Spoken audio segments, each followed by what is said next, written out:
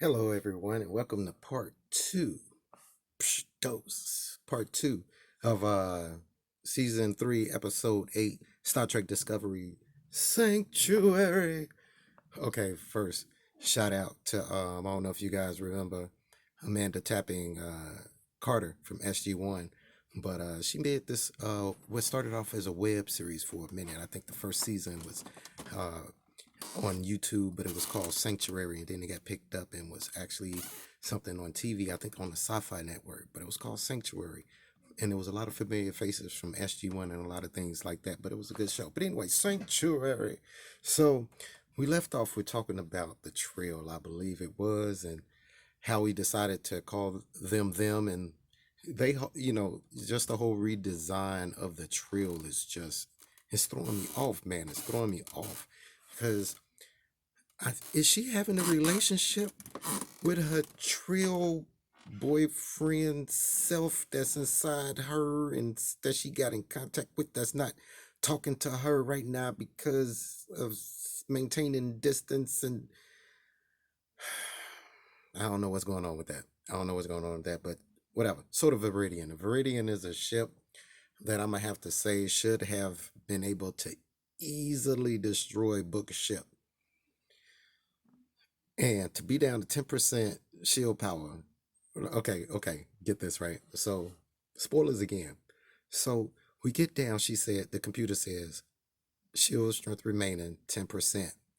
She proceeds to not only go into manual control, but give an inspirational speech to the dude looking at him while she's supposed to be flying in manual, and proceeded to still fly all around this ship back and forth and all this stuff with 10% shields and make this big old gigantic ship get out of there.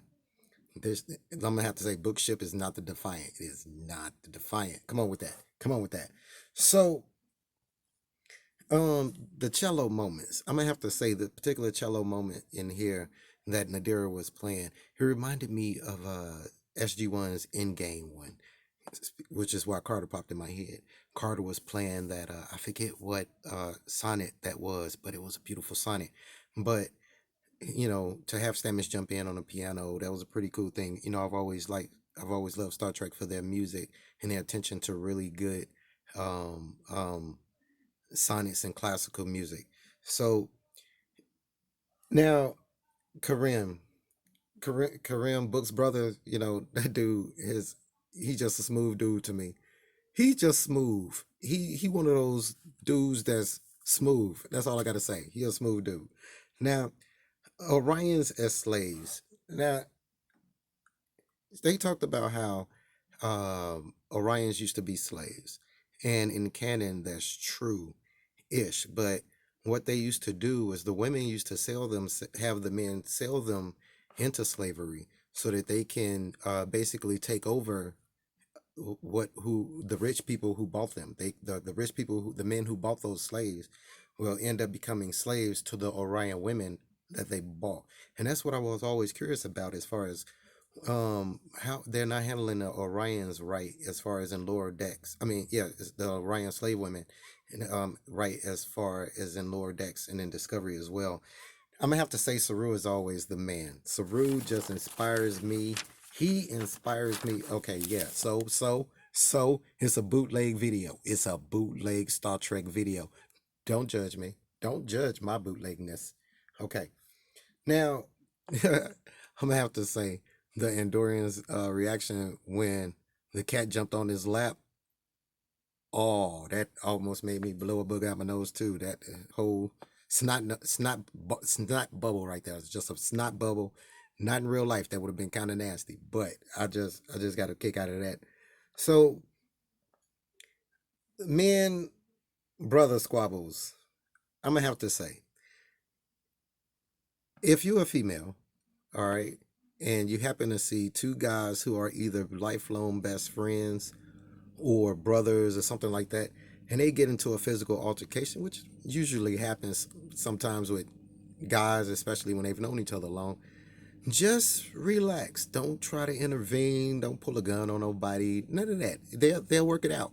they will work it out. Trust me, one way or another, they'll work it out because they're brothers and they love each other. It's just having a little moment. Just definitely don't try to pull a gun and put it to his head because he's gonna probably have to take the gun from you. Hey, this is my brother still. I'm only knew you for about a year and a half.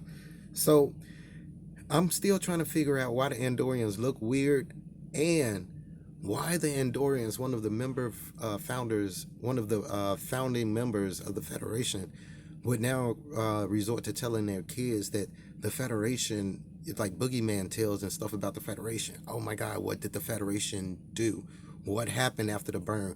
I can only imagine what they tried to do to keep the member worlds intact. I wonder if they tried some type of tyranny or something like that to try to keep the member worlds obligated to the rules and principles of the Federation, or hey, we really need these things and y'all supposed to be a member world, we just gonna jack them. It wouldn't be too far off about how I seen how Earth was. So thing that's I'm curious about though is they say the Emerald Chain is running out of dilithium. We learned how to reconstitute dilithium, recharge dilithium way back in Kirk days. When they had to figure out how to reconstitute the dilithium crystals on the Klingon bird of prey. Also, if you want to jump into what they just decided to throw into canon and Discovery, that one lady that Tilly knew a formula for reconstituting dilithium. So I wonder why they wouldn't know something as basic as that in the galaxy. Or is that something was that technology that the Federation didn't share? Which I wouldn't see why they would share with the Orion, but the Orions are usually pretty awesome with having spies, and they would have got that technology. So, burning the midnight oil. I love that saying in Star Trek. Started off in the Next Generation, but that's always a classic Star Trek saying. That's a classic Star Trek saying, burning the midnight oil. And I'm glad they put that in there and kept it as a homage to what they usually say in Star Trek. Now, I'm gonna have to say, Book wanting to join Starfleet, having another empath in Starfleet, but this time we got a glowy head Deanna. So hey, glowy head Deanna, he gets to ask people. He has to ask them. But overall, it was a good episode. I liked it. I'm looking forward to see where they go with the burn. They threw my whole hypothesis about Lazarus off, or maybe they didn't. But stay tuned. Please remember to subscribe if you haven't. Ring the bell to get new notices, and always stay tuned for the next episode of Trek Canon. That's my bootleg Trek Canon music.